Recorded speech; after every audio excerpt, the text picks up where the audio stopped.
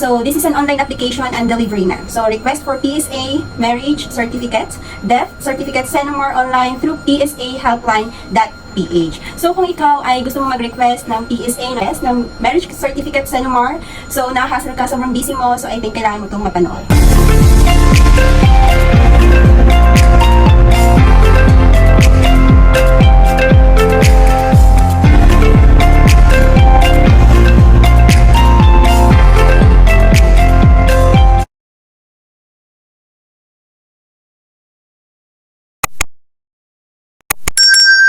Hi guys! So this is Yam Garcia once again, and for today's vlog ay tuturuan ko po kayo kung paano mag-apply ng marriage contract PSA through online. So hindi mo na kailangan pumunta pa sa PSA offices in just 3 easy steps. So the first step is to request for a certificate online and pay online or over the counter, and you have to wait for the delivery. So ganun lang kadali siya guys. So first step is open your Google and search PSA Helpline. Itong PSA Helpline.ph. Ayan. So ito, click mo lang tong link mo. So ayan, pag click mo, yan po yung lalabas. Okay, scroll mo lang. Got it. Click. And then, pindutin mo dito kung ano yung gusto mo. Birth certificate, marriage certificate. Ayan. Click mo lang, select mo lang kung ano yung gusto mong i-request. Like for example, birth certificate ang gusto ko. Then basahin mo lang. So i-agree mo lang lahat. Agree. Click mo yung I agree to the terms and condition and next. Then dito, so ayun, dito naman po ay sagutin nyo lang kung may correction o wala. Yes or no. So, were you able to previously get? Kung nakapag-request ka na before. So, ayun siya.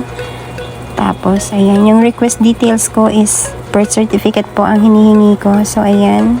Next is the number of copies na nire-request mo ng iyong birth certificate. Pwede kang mag-request dito ng 2 kopya or 3. It's up to you.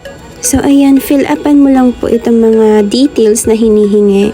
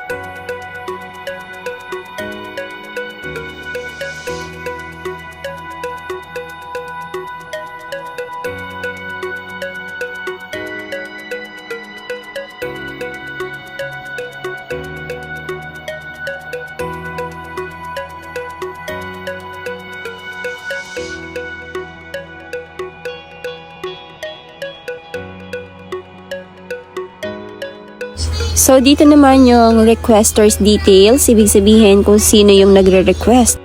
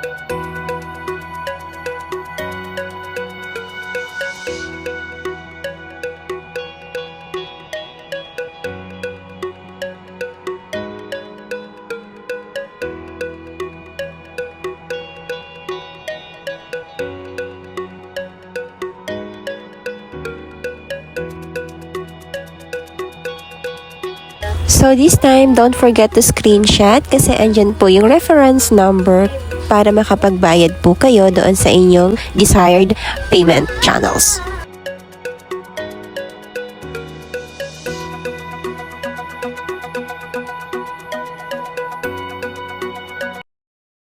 Sana ay nakatulong ako sa inyo. Kung medyo mabilis yung aking tutorial, ay pwede nyo naman siyang i-replay. So kung kayo naman ay meron kayong mga trust issue na feeling nyo baka hindi makarating sa inyo.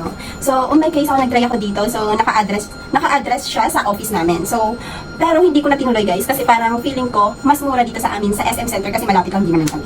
So, sa SM Center kasi doon ako nag-request. So, it worth 190 pesos lang po siya. Pero kasi dito sa PSA Helpline po, is pwede mo siyang i-request within the other day. So, ngayon nag-request ka, tapos tomorrow pwede na siyang ma-deliver. So, ganun yung kanyang, ganun yung services na kanilang ino-offer, kaya medyo mahal. Pero naman dito sa, sa SM Center guys, kapag nag-request kayo doon, although 190 pesos lang naman ang yung gagastusin, pero mag-antay ka ng 10 days. So, it's up to you guys kung ano ang gusto mong piliin, kung gusto mo sa online or kung gusto mo sa SM Center. Although, si SM Center naman ay meron silang mga services na ino-offer. So, that's it for today's video, and I'll see you on my next video. Thank you for watching.